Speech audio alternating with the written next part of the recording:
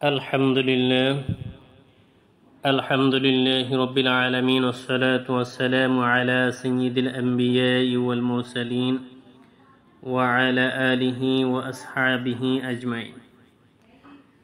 মহান আল্লাহ রব্বুল আলামিন বলেন, হে ইমানদারগণ, তোমাদের উপর রোজাকে ফরজ করা হয়েছে যেমনিভাবে ফরজ করা হয়েছিল তোমাদের পূর্ববর্তীদের উপর।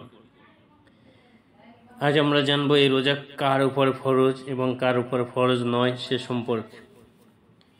প্রত্যেক মুসলমান প্রাপ্তবয়স্ক জ্ঞান সম্পন্ন সুস্থ ব্যক্তির উপর রোজা ফরজ। বিষয়টি ভালো করে বুঝে নিন। প্রত্যেক মুসলমান প্রাপ্তবয়স্ক জ্ঞান সম্পন্ন সুস্থ ব্যক্তির উপর রোজা ফরজ, চাই সে মেয়ে লোক হোক কিংবা পুরুষ লোক হোক। সুতরাং এখান থেকে আমরা বুঝতে পারলাম যে এক নম্বর বিষয় হলো যে ওই ব্যক্তি মুসলমান হতে হবে। যদি মুসলমান হয়, এরপর দ্বিতীয় শর্ত হলো প্রাপ্তবয়স্ক হতে হবে, অর্থাৎ অপ্রাপ্তবয়স্কের উপর রোজা ফরজ নয়, অমুসলিমদের উপর রোজা ফরজ নয়। জ্ঞান সম্পূর্ণ হতে হবে, অর্থাৎ যে নির্বোধ তার উপর রোজা ফরজ নয়। সুস্থ হতে হবে, সুস্থ ব্যক্তি ছাড়া অসুস্থ ব্যক্তির উপর, রুগ্ন ব্যক্তির উপর রোজা ফরজ নয়। যদি সম্ভব হয় রোজা রাখবে, না হয় সুস্থ হবার পর সে রোজা রাখবে। মুসাফিরের উপর রোজা ফরজ নয়, তবে সফর হতে ফিরবার পর রোজা রাখতে হবে। একেবারে বৃদ্ধ বৃদ্ধা যারা রোজা রাখতে অসমর্থ, তাদের পরিবর্তে কাফারা প্রদান করতে হবে অথবা ফিদিয়া দিতে হবে। অর্থাৎ যারা একান্ত বৃদ্ধ বৃদ্ধা তাদের উপর রোজা ফরজ নয়, তারা যদি সম্ভব হয় রাখবে, আর যদি তাদের পক্ষে রোজা সম্ভব না হয় তাহলে তারা এর পরিবর্তে ফিদিয়া দিবে, বা এর বিনিময়ে শরীয়তে নির্ধারিত যে অর্থ প্রদানের বিধান রয়েছে সেই অর্থ তারা প্রদান করবে। অতএব আমরা জানতে পারলাম রোজা কার উপর ফরজ এবং কার উপর ফরজ নয়। দ্বিতীয় বিষয় হলো যে সব কারণে রোজা ভাঙ্গা যায়।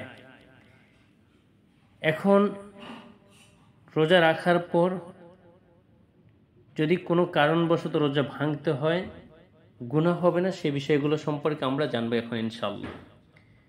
হঠাৎ মারাত্মক রোগে আক্রান্ত হলে যে কিছু না খেলে বা ঔষধ সেবন না করলে রোগ বৃদ্ধি পাবে।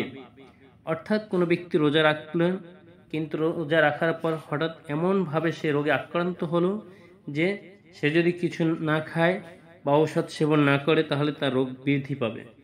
এমন মুহূর্তে রোজা রাখার পর ওই রোজা ভাঙ্গা যাবে।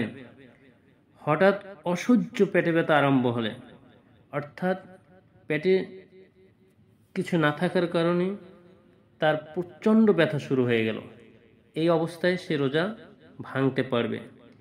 সাপে কামড় দিলে যদি ঔষধ খাবার প্রয়োজন হয় তাহলে রোজা ভাঙতে পারবে। গর্ভবতী স্ত্রী লোকের বা তার গর্ভের সন্তানের প্রাণনাশের আশঙ্কা দেখা দিলে, অর্থাৎ গর্ভ অবস্থায় রোজা রাখার কারণে যদি ওই স্ত্রী লোকের কোনো সমস্যা হয় বা তার গর্ভের সন্তানের যদি প্রাণনাশের আশঙ্কা দেখা দেয় তাহলে ওই ব্যক্তি রোজা ভাঙতে পারবে।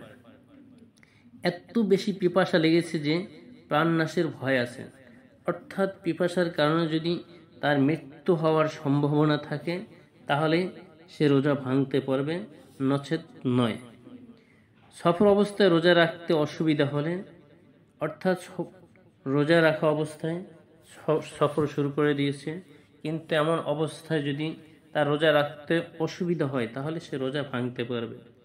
অতি বেশি দুর্বল হয়ে গেলে, অর্থাৎ এমন পরিমাণ দুর্বল হয়েছে যে প্রাণনাশের সম্ভাবনা রয়েছে, যদি এমন কোনো অবস্থা হয় তাহলে রোজা ভাঙ্গা যাবে। সুতরাং আমরা বুঝতে পারলাম কাদের উপর রোজা ফরজ, কাদের উপর রোজা ফরজ নয়। রোজা যাদের উপর ফরজ, কিন্তু এই অবস্থায় রোজা ভাঙ্গার যদি কোনো যে সমস্ত পরিস্থিতি সৃষ্টি হয় রোজা ভাঙ্গা যায়, সে সম্পর্কে আমরা জানতে পারলাম।